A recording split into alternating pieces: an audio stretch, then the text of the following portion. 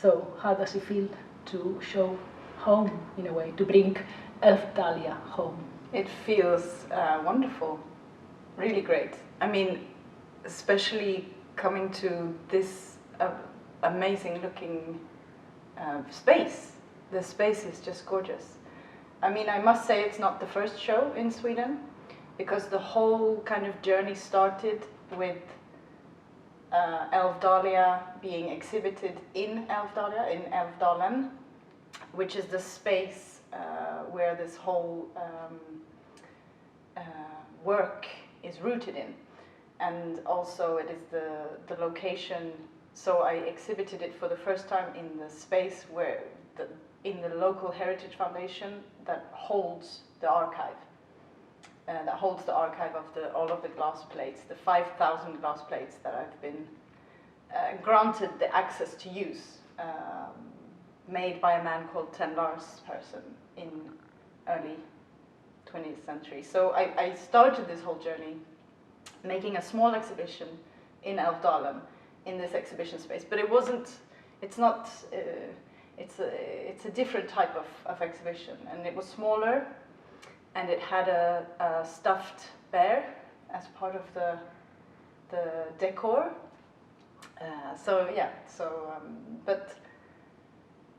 I guess it's wonderful to have this type of exhibition in Sweden, because I guess the project has traveled a little bit internationally now, and so it's sort of coming back home after a journey. So in a way, the beginning of tracing back is the encounter with this archive, right? Mm. So how do you come to find the archive? How does this dialogue, this intervention begins? So I guess the real beginning of this work is the language. So that's what propelled me to go back to Elfdalen, so it's the language of my grandparents, Elfdalian. It's the closest you get to Old Norse.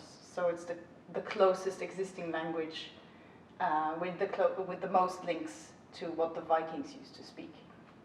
But it's not a recognized minority language, but locally they've started, or over the last decade, they've started making initiatives to try and get younger people to speak the language that is at the brink of disappearance. So it was actually the language, it was when I started looking into, or understanding how unique this language is, and also understanding how strange it is, the fact that it's still spoken today. Because no historians or linguists understand the fact that it's still spoken. It's a mystery. It should have died. People tend to compare it to Icelandic, which is also a language that is deeply still rooted in Old Norse. But Iceland is an island far away from anything. It's got a lot of ocean around it, but it's been isolated for many, many years. Elfdalen is a small community in central Sweden, so it's never been isolated. So it's a mystery in itself, the fact that people still speak this language. And for me, it's always been a mystery, because it's been my grandparents' secret language. So they spoke it when I wasn't supposed to understand what they were saying. So it was this double mystery, actually, that propelled me to start working in the region. But I wasn't, in the beginning it was very tentative, I wasn't so sure what I was doing, and it was when I encountered the archive, when I met this man, Ten Lars person, who lived in the region 100 years earlier, that made me understand how I could sort of transform notions of language into image. And that's also through this idea of a dialogue, this idea that you encounter another time, but also another person, and there is this dialogue that happens in between. Because what we see in referring to the dialogue, the visual dialogue that you have with the archive, you are reinterpreting ideas, but you are also, I didn't want to use the word appropriation, it seems too aggressive. I was looking for, for the word of, there is you are using the archive, basically. We have your own images, we have the archival images, You have sort of objects in the exhibition that they were his own objects, you know. So you are kind of rediscovering your own roots through the eyes of another creative practitioner who was actually documenting this community, you know, sort of 100 years ago. And but you know, I'm also interested in this whole idea how, you know, the work becomes not only a retracing of ancestry, but it becomes also the whole idea of an understanding of mythology and the myth and the stereotyping, and very much from the contemporary perspective, very much trying to understand society now through this kind of lens of the past. And so it's not just, I think there are many aspects of history that I'm using in this work, not just because I'm using an archive, but also because I'm engaging actively in the local history of Elf Dalia. For example, particular instances in history that I am looking at. For example, well, the witch hunts, for example, the Swedish witch hunts all began in Elf Dalia. It was a girl called Gertrude. She was 12 years old. She was accused of walking on water by a little boy, and that was the kind of spark that ignited essentially 7 years that is called in Swedish history the Great Noise, or the Great sort of Unrest, where loads of women were executed on the accusation of being witches. And it all started in Elf Dalia at that particular sort of instance. And so also, you know, thinking of the historical kind of aspect of that specific language that they speak, thinking of the witch, sort of the history aspect of the witch hunts, and then also kind of looking at the time that Ten Lars was alive. I'm kind of navigating different moments in time, but then also it's sort of like ways to tie them to the now, basically, and to try and break down this idea, or like this idea of then and now, or history and the present, and to create these more sort of floating moments. They could be memories, but they could be from the future, or, you know, there's this element of fantasy or imagination that needs to come in. Yeah, so it's basically thinking of, so breaking down the notion of linearity and to create aspects of so it's sort of like sculpting in time and using time in order to produce something that is more fluid. But at the same time, it's work that it resonates because it's very contemporary in its topic. So the topicality, we are seeing the hunting, you know, the blaming of the other, the idea of building this fake news, as it were, for using this over-popular sort of narrative, you know. Absolutely. The whole idea of projecting our fears and our insecurities on the community. So yeah, this idea, the idea of the witch hunts is, I mean, I think there were some statistics that the word witch hunts is used, was used by Donald Trump X amount of time, you know, within the last year, which it was like a massive amount of time. So the people are referring to it all the time in like populistic spheres, and also thinking of society, how some groups are being targeted in society. So yeah, because it's interesting. As methodology, of course, we've been working together for the last 2 days in this space and positioning the work, you know, just feeling the work, feeling the space. And it's very interesting, this idea, your methodology of the clusters, you know, translating the exhibition into space, the idea that this is very, is intended. You intended to work this way, to show this way, in order to break this kind of lineality, you know. And yeah. So also like the fact that this is a work that comes from a book. So it began with the book Elf Dalia, and then it sort of evolved and also kind of became an exhibition. And the book is very much non-linear, and it was very important for me not to keep that idea in the exhibition and to allow the visitor to be as open-minded as the reader would be reading the book. And one of the ways to do that would be, I mean, this location is actually ideal because it's circular. So you're allowed to enter in any way that you want, and you can begin anywhere and you can end anywhere. There is no sort of, there is no way a dictation of how you should view this exhibition. And also I've been keeping this idea of the dialogue going also in the way that I hang the work. So I try to make little clusters, so they become almost as like chapters or phrases or sentences, also to go back to the idea of the language, and also to the dialogue with 10 Lars, with this archive. So you kind of encounter these little groupings, and it's also makes you look at those images in correlation to each other. So it's not just one piece and then one piece and then one piece. So it's sort of more of a cluster reading going on, the way that sort of the show is constructed. And then the inclusion of the elements, of some of the sort of sculptural elements, as well as some of the research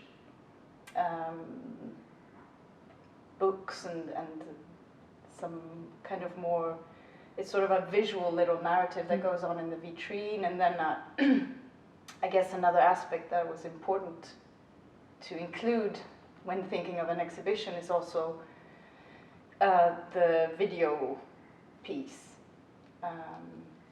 That sort of takes you on a slightly different journey. But it's more about my own relationship to the language, because in some way I feel like it's mine, even though I don't speak it. So, you know, you said in the beginning that we were both outsiders in London. I've never really felt as home as I do in Elf Dalia, but I'm still an outsider because I don't speak the language. Yes. So it's sort of it's part of this continuous feeling that I have inside, that I've internalized the language, but I can't get it out through my mouth. So there is this constant sort of barrier between myself and the rest of the world. And I think that's in a way, it's a global feeling. I think it's common. I think a lot of us feel like that we belong, but at the same time a man is an island, you know? Yes. I mean, trying to find that kind of slot as a piece in the puzzle, you know, trying to kind of find the way that you fit in. But what I feel in the work, I mean, is we have, for example, the sculptures, no? This here behind us. This is our self-portrait. This is you. This is me. And for me, it's the whole idea how you wave in yourself, but also is the idea that you are using a sculpture, but you are using sort of objects that they are personal, is part of your grandparents' personal collection. But also when we were looking through the books, we kind of see resemblance of these sculptures that you create, some of the imagery of, you know, found in Elf Dalia, you know. So it's this idea that is very close to you, and you're present, you know, in the exhibition. It's very real, you know. But you know, I was also sort of thinking, because we talked about this, you know. I mean, for me, it's incredibly romantic in a way. We talked about this, you know, the light and the imagery that you have in the forest, you know. And some of the archive pieces, you know, they kind of look at you in the face, and they, especially the portraits, that we see the girl with the eyes closed, you know, there is a certain degree of, doesn't create of, I don't know, transport you away from that romanticism that I see in the images. I'm interested in this kind of two different languages, this kind of duality, you know, that I can see in the work. You mean I mean, some people read the work as incredibly scary. Yes. You know, there are some elements that make people very Well, there's definitely a darkness to the work. To me, it's more a way to hint at resistance, because there is a deep sort of resistance in this community that I really admire, and that I see in the people today, but also that I can see in the work, and that I see in Ten Lars in the way that he photographed the people. And there's definitely a hint of darkness. But then it's true as well, there is a sense of romanticism, perhaps. Maybe it's just in the soft tones, but that's also a way of navigating the really dark. Yeah. Because beauty, or whatever is beautiful, essentially is also dangerous, because it has that,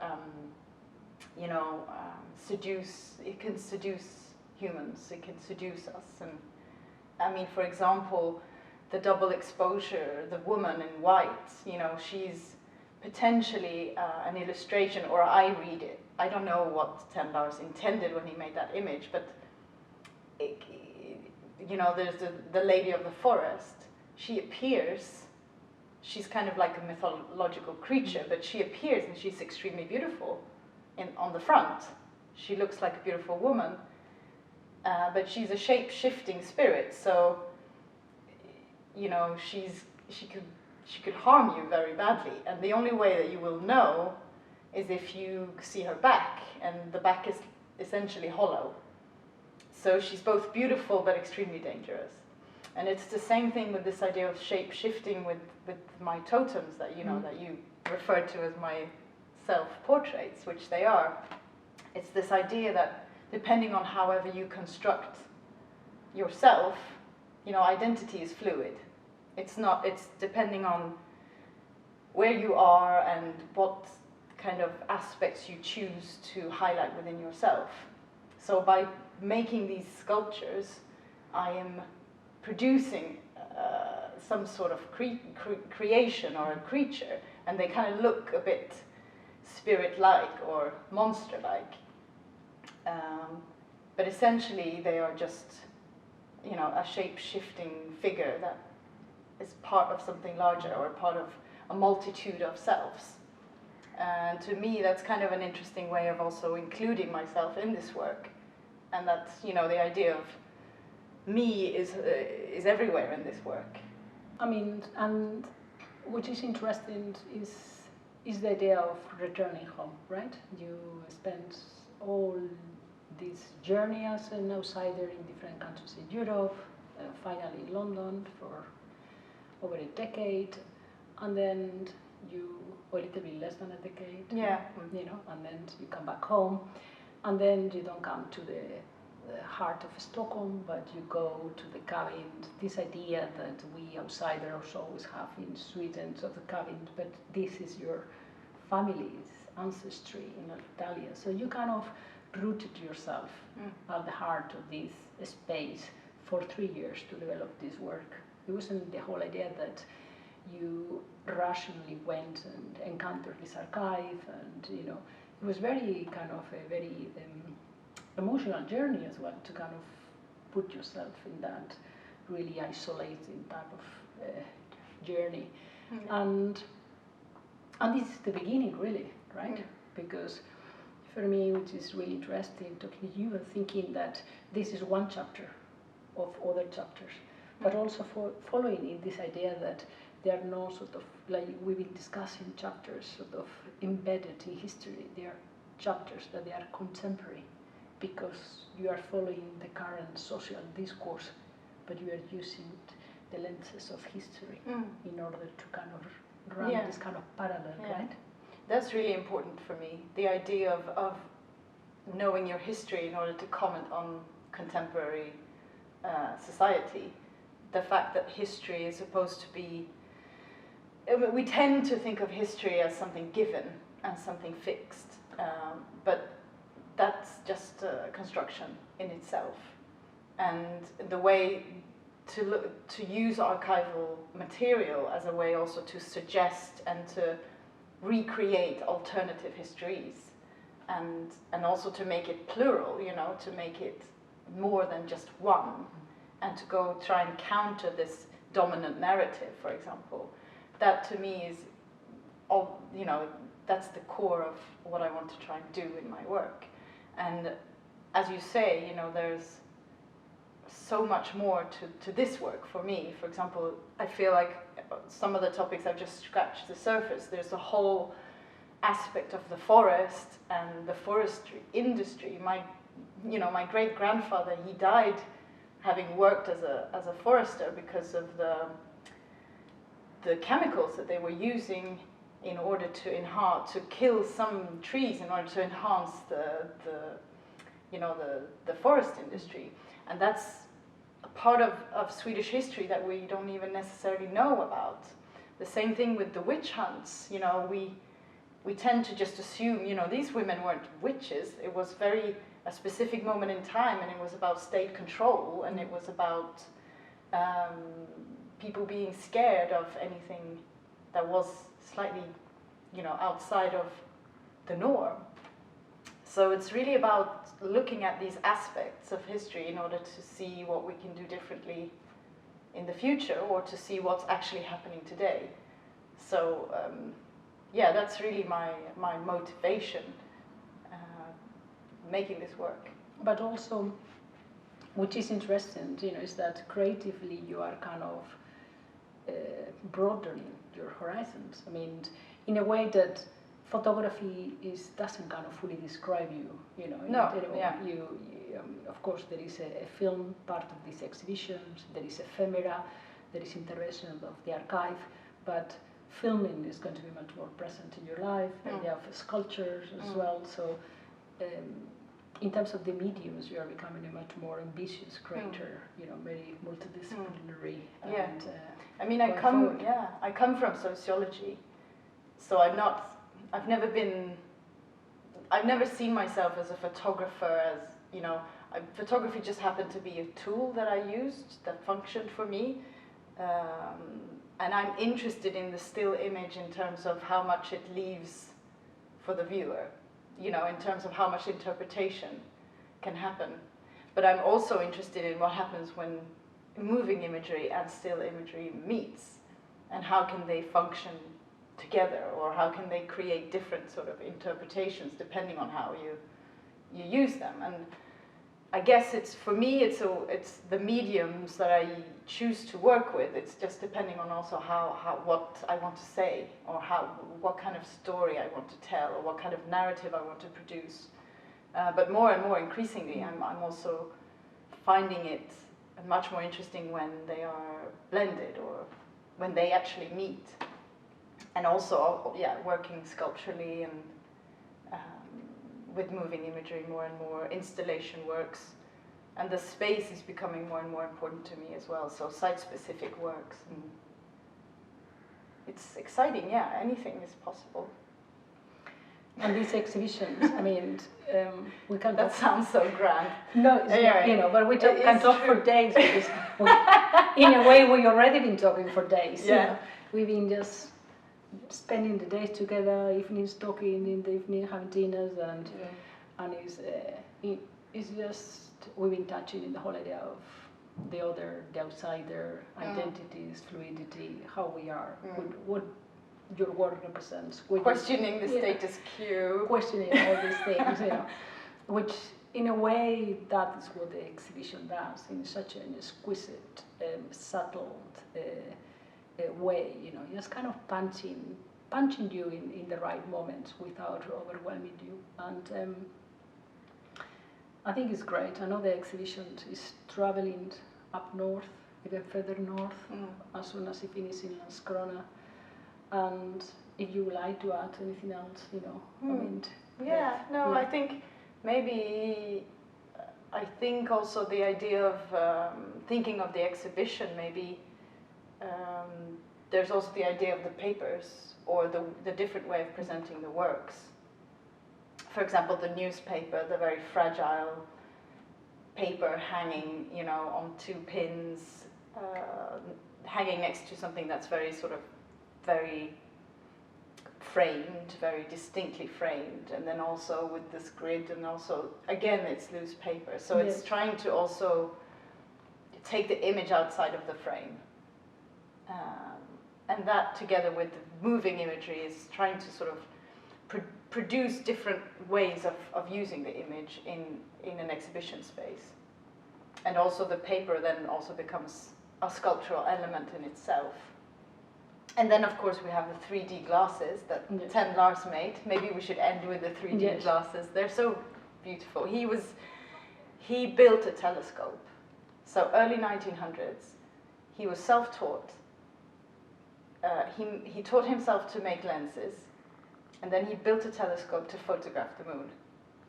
And I mean, what an amazing wizard Yes. and amazing human being.